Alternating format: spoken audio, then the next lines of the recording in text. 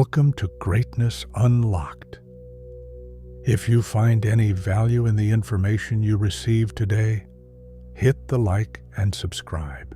You see, one of the things that will destroy any relationship is when you're so consumed with your own fear that you cannot come out of yourself. You see, fear has a tendency to make us look inward instead of outward. It makes us start focusing on ourselves and our own perspective rather than focusing on the person standing in front of us. One of the most common ways that fear destroys relationships is through criticism.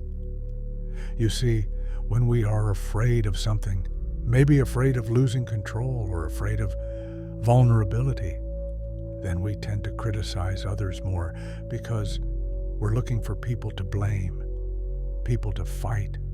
We're not looking for people to relate with. So it destroys relationships. The second way fear destroys relationships is through judgment. You see, whenever there is fear, there is always a lack of understanding. There is no empathy. And so we become quick to judge because we do not have compassion and empathy. So this is the second way fear destroys relationships, through judgment. The third way fear destroys relationships is through disconnection.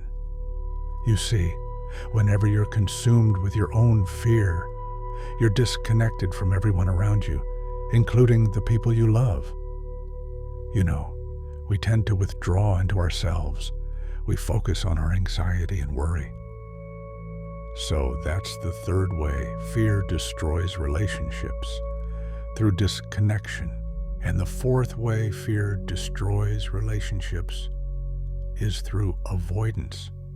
You see, when we're afraid of something, when we're worried about something, sometimes our response is to run away from it. Sometimes our response is to avoid it. That's why they say that the greatest form of love is not just saying, "I love you," but it is serving. It is putting someone else's needs before your own.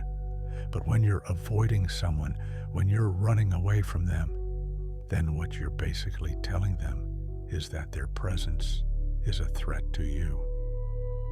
So that's the fourth way fear destroys relationships, through avoidance.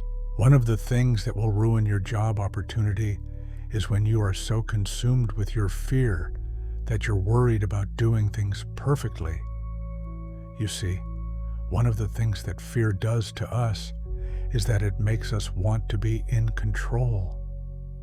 When we feel like we do not have control over our lives, we feel anxious and worried.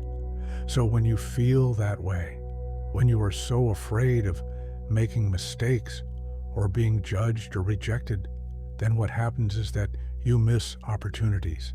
For example, when you're so afraid of making a mistake at work, so afraid of messing up, so afraid of getting fired, then what happens is that you start playing small. You never volunteer for anything new. You never take initiative. You are not even willing to go above and beyond in your current role. So you limit your potential and you end up missing out on growth and promotion opportunities. Fear makes you play safe. And that's okay for a while, right? You need to be safe. You need to protect yourself. But you also need to take risks. And if you keep playing safe all the time, then you will never get anywhere in life. You will never grow. So this is the first way fear destroys job opportunities, through perfectionism. The second way fear destroys job opportunities is through procrastination. You see, when we're afraid of something, let's say we're afraid of public speaking, then what we tend to do is procrastinate. We put it off. We don't want to do it. You know, many people have missed out on promotion opportunities simply because they were afraid to speak up in meetings. They were afraid to share their ideas. And when you procrastinate, When you put things off, that gives other people the chance to do it. Other people get the opportunity to speak up, to share their ideas, to take initiative, and that's how they move ahead of you. So that's the second way that fear destroys job opportunities, through procrastination.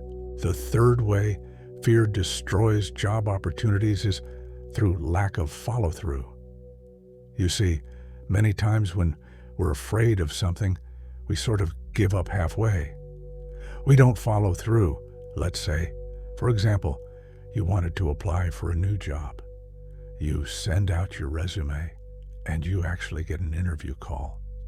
Now you're super excited, and you prepare really well for the interview. But then you get to the interview, and you're so afraid of rejection that you kind of give up halfway. You don't follow through.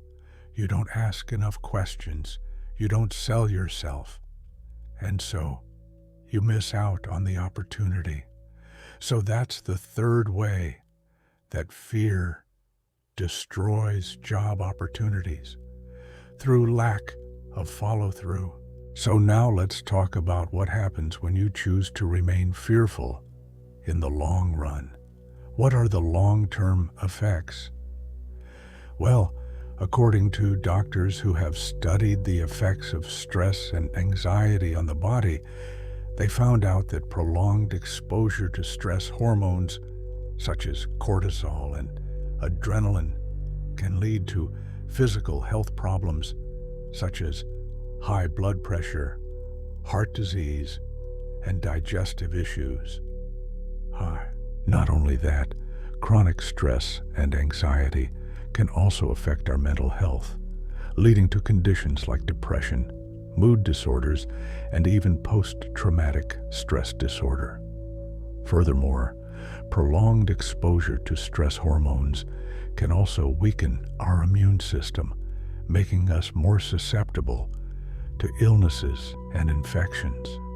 And finally, chronic stress can also affect our cognitive function, which means that it can affect our memory, our ability to concentrate, and our decision-making abilities. Now, how do we overcome fear? Well, there's a lot of ways. One of the best ways, in my opinion, is to use the acronym SCAR. The S stands for Stop and Stabilize. Take a moment to pause and observe your thoughts and feelings without judgment.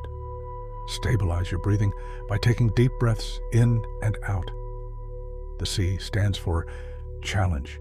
Challenge your negative thoughts. Are these thoughts helpful? Are they accurate? Are they productive? If not, then let them go. The A stands for Action. Take action towards your goal, despite the fear. Even if it's just a small step, remember, Rome was not built in a day. The R stands for Reward.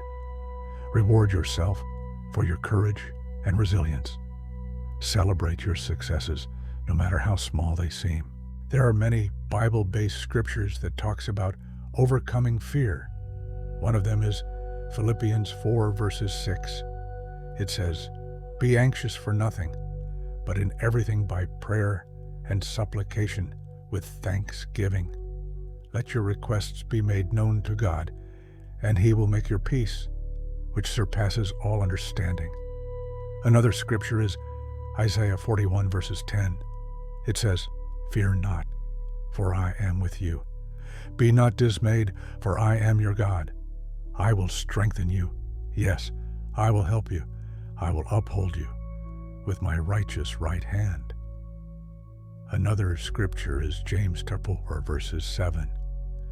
"Resist the devil, and he will flee. Resist any form of fear, and it will disappear." As you can see, the Bible has a lot to say about overcoming fear, and I believe that these verses can give you strength and comfort when you are feeling overwhelmed with fear and anxiety. Remember, you are not alone. God is with you, and with His help, you can overcome anything. So the next time you're feeling afraid, Take some deep breaths, pray to God, read these scriptures, and remember that God is with you. He is your strength. He is your protector, and He will help you through whatever you're going through. I hope this video was helpful to you. If it was, please hit the like button and subscribe to this channel. And I would also love to hear from you in the comments below. What are some of the ways that fear has affected your life?